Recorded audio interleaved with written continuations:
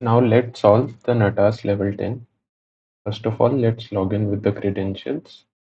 Uh, Here we can see that we have a statement that for security reasons, we now filter on certain characters.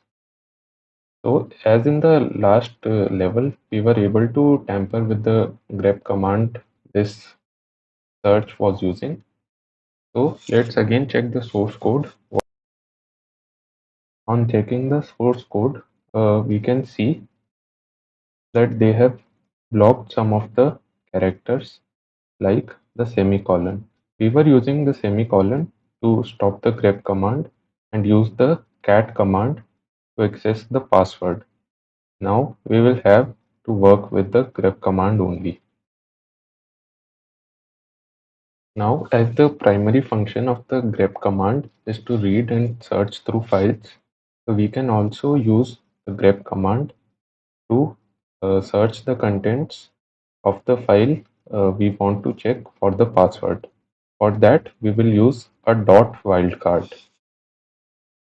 The wildcards help us to search the files in an abstracted way. What the dot wildcard does is, so it basically checks if the file contains some characters, and if the file contains some characters, it returns the contents of the file. For getting the password for Natas level 11, we will have to access this kind of file. So let's go back to the main page and try to access this kind of file using the dot wildcard. As you can see over here, we have put a dot at the starting. This will work as a wildcard for us. Then we have given the directory which we want to search, and it will give the contents of that file. And at the last, we have put a hashtag sign.